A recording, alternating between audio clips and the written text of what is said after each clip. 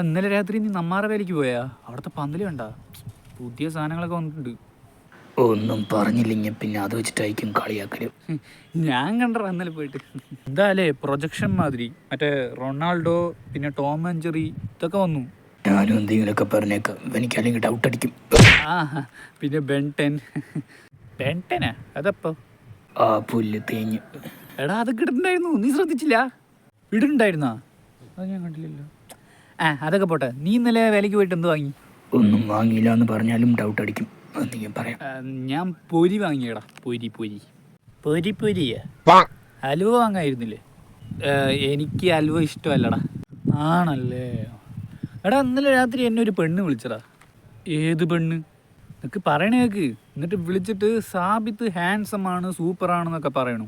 എന്നിട്ടോ ഞാൻ ഉള്ളത് പോലെ പറഞ്ഞു, അവൻ ഹാൻസം അല്ല, ഹാൻസ് വെച്ചവനാണെന്ന്. ഇന്നെന്താ കളിയാക്കാത്തതെന്ന് ആലോചിച്ചുകൊണ്ടിരിക്കുകയായിരുന്നു.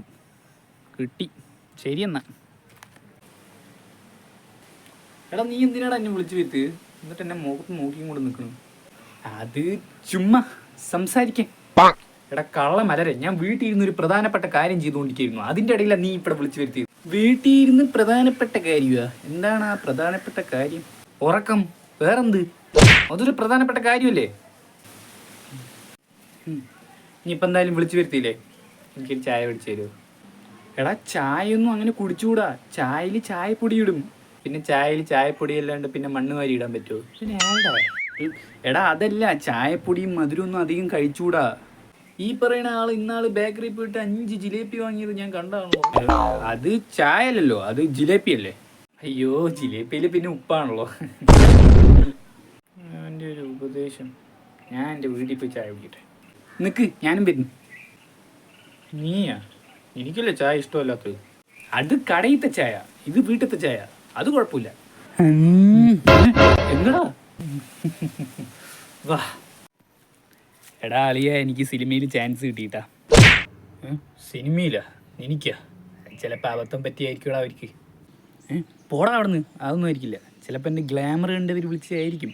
ഓ, കൊട്ടക്കണക്കിന് എടുത്തു വെച്ചിരിക്കല്ലേ ഗ്ലാമർ. ഒന്ന് പോടാ അവിടുന്ന്. നിനക്കെന്ത് ഇത്ര അസൂയ? എനിക്കെന്തിനാ അസൂയ? എനിക്ക് അസൂയൊന്നുമില്ല. ഞാൻ പോയ തക്കം നോക്കി എന്നെ ശപിക്കൊന്നും ചെയ്യില്ലടാ. ശപിക്കല? എനിക്കെന്ത് പ്രാന്താ. ഒന്ന് പോടാ അവിടുന്ന്. ഞാൻ പോണു. ഇവിടെ നിന്നിട്ട് വലിയ കാര്യമൊന്നുമില്ല. ഇവനിക്കെന്തടാ വയ്യേ? എന്നാലും ഇവന് സിനിമയ്ക്കാരായിരിക്കും വിളിച്ചത്. എന്താ അവിടെ ഒരു ശബ്ദം?